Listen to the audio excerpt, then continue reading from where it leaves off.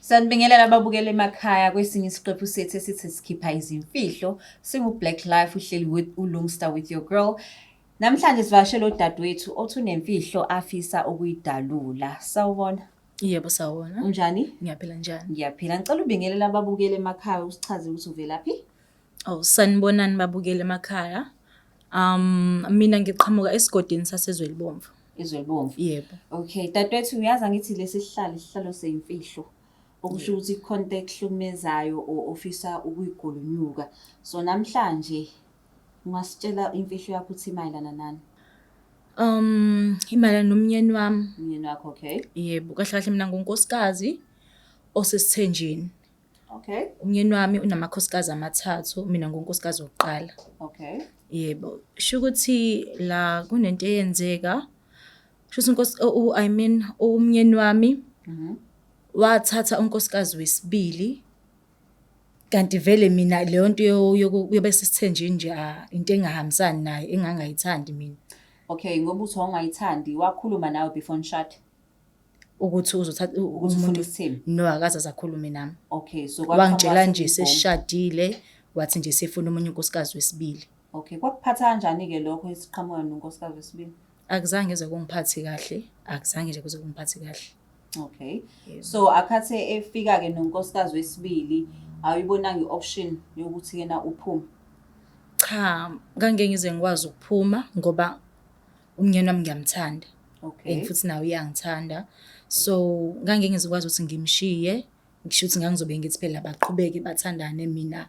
So saqhubeka sathana nomnyeni wami ngoba nje kuningi sesidlule kukona naye. Okay. Yes. Nisuka phi naye umyeni?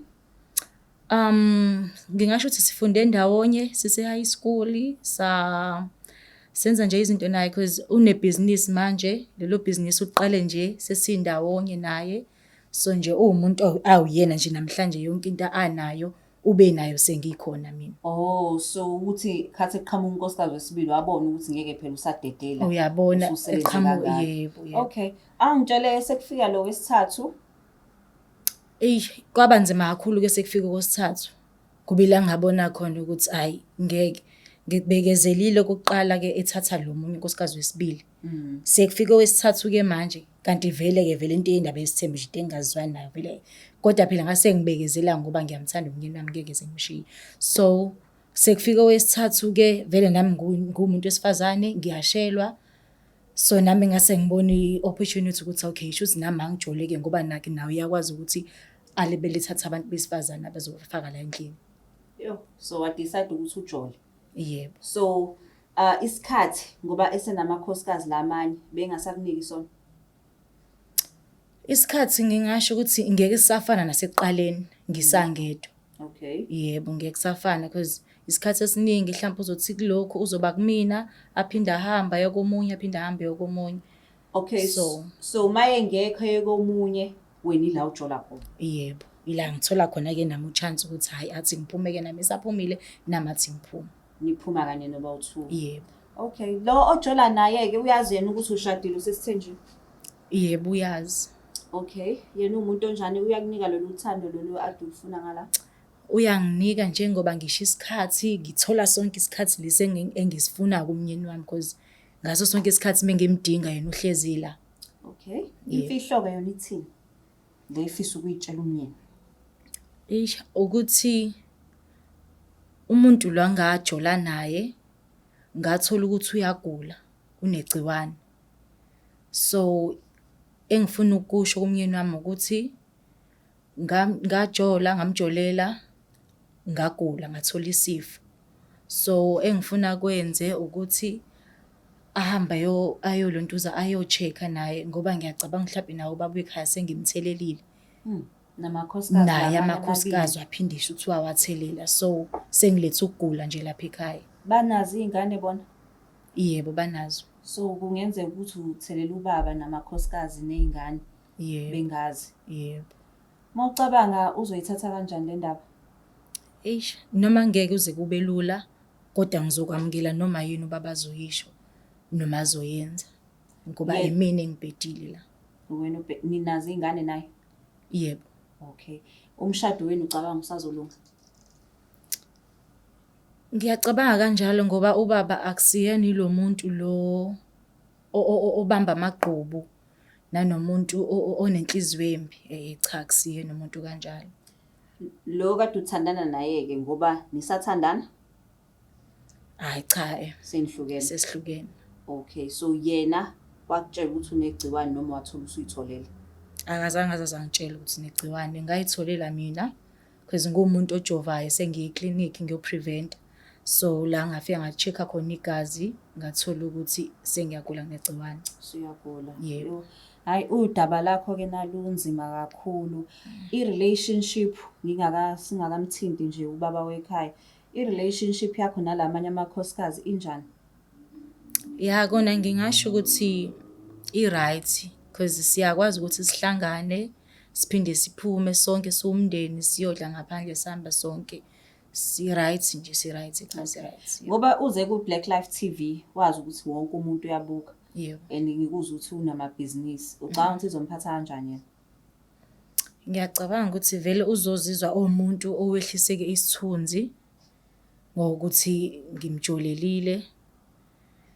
But-ke engizokulindela kuyena nje ukuthi angixolele aphinde aqhubeke angithande. Akuthandi. Yebo. I know. Nathi Blaqlife TV, we do offer support for counselling. So nikeza i-counselor, i-marriage counselor, nihlalise phansi nomndeni nonke niphelele ukuze nikwazi ukuthi niqhubekele phambili. But okubalulekile kwamanje ukuthi sikwazi umthinto baba sithole simfonele, simchazele lolu daba olwenzakalile. Yebo, ngiyajabula.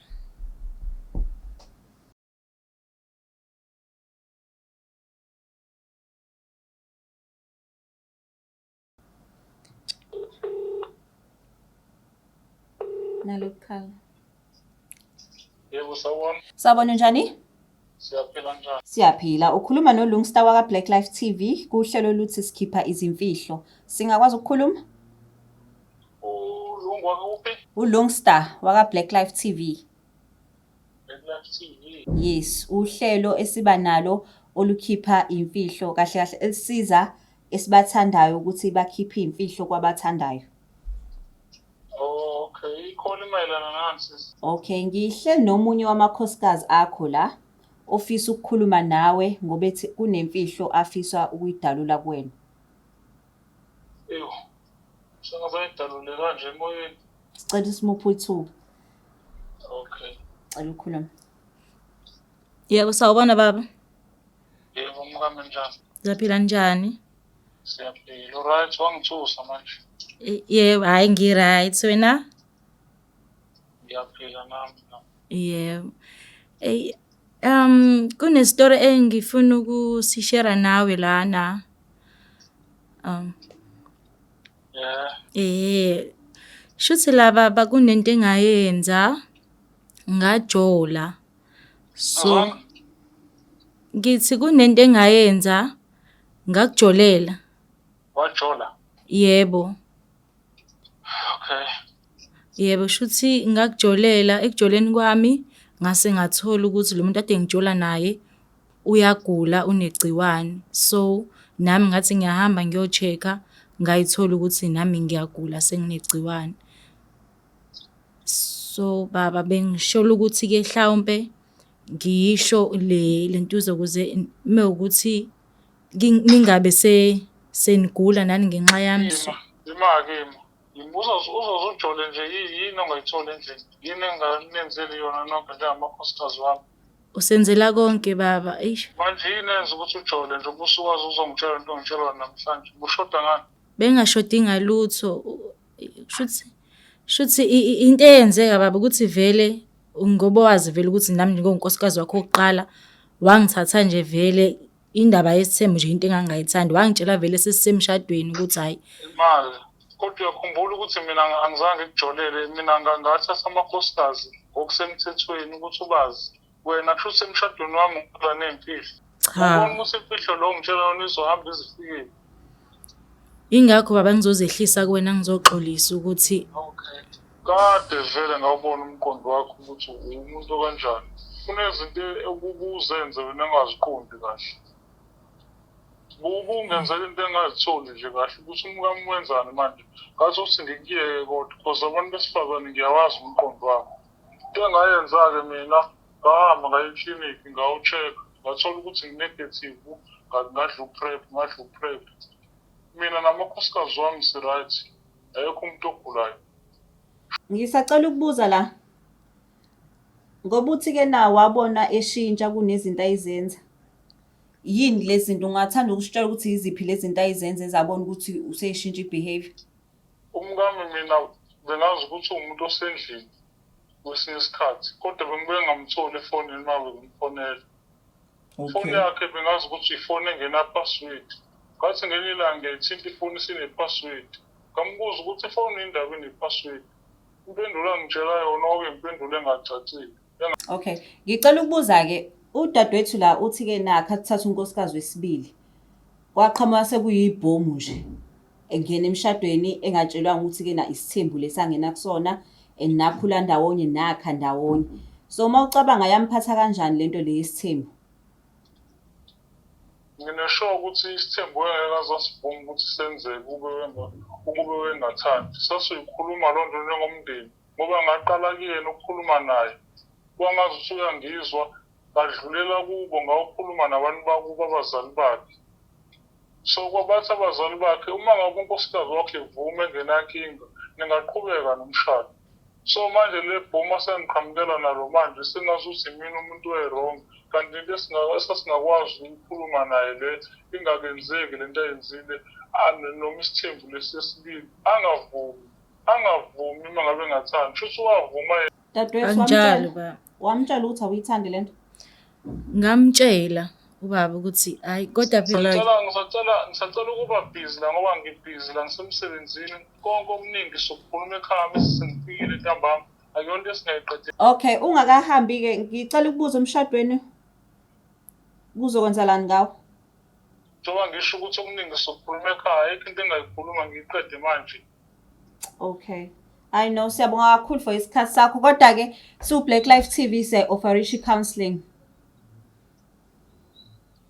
Okay, konke okuningi ngizokukhuluma nomkami. Mengabe sidinga uzonazisa nje befikile. Okay. No, siyabonga kakhulu. Siyabonga. Uzizwa njani? hey sengizizwa ngi-relief because sengiwazile ukuthi ngikhulume lento ekade isingangiphethi kahle kwayinami lemfihlo ebenginayo. Okay. Sekusele nje ukuthi-ke ngizwe iside lamyeni wami-ke sesixoxa naye ukuthi-ke uzoreacta kanjani-ke. Okay. Ngoba umyeni wakho and uyamazi ngoba ade ephendula la ubona ngathi uxolo kuzoba khona. Ya kona Uzoba khona. yebo ngiyamazi umyeni wami. Okay, dadewethu. Kose sithenjini right now. Uthini kuyena? Hey, engizokusho nje ukuthi Musa sithenjini hlala ube unkosikazi oqotho. Uthanda umndeni wakho, uthanda umnyeni wakho. Ungafuni uhalela impilo yangaphandle ngoba ekugcineni izokugcinela ukuthi ikulahlisela ngomshado wakho, ikulahlisela ngomndeni wakho. Okay. Mawuphindele emuva uyabuka ukuthi-ke namhlanje kwakufanele ube kanzima. Singaqhamuki lesi sithembu, kwakuzoba khona ushintsho. Yebo, ngingasho kanjalo. Blaqlife sithi-ke na i-counselling ikhona. Mawudinga usizo, udinga umuntu ozokhuluma naye, sikhona. Azile nje ukukhipha imfihlo kuphela kodwa ne-support siyayi-offerisha. Hey, babukele emakhaya nayizwela-ke ukuthi yena esithenjini sinzima. If ukuthi awuvumelani naso isithenji, ungavumi into ongayithandi ngoba uzoyigcina ususenkingeni. Kubalulekile futhi namadoda aseyithenjini ukuthi yena enze sure ukuthi athatha o-prep ukuthi avikele umndeni wonkana ngoba phela mawunamakhosikazi awu-3 noma awu-4 so kukhona abantu abaningi abahlukahlukene abokuleyo budlelane. So kubalulekile lokho. Blaqlife TV sithi siyabonga kakhulu. Please like, subscribe and share. Sinithanda kakhulu. It's the Blaqlife TV.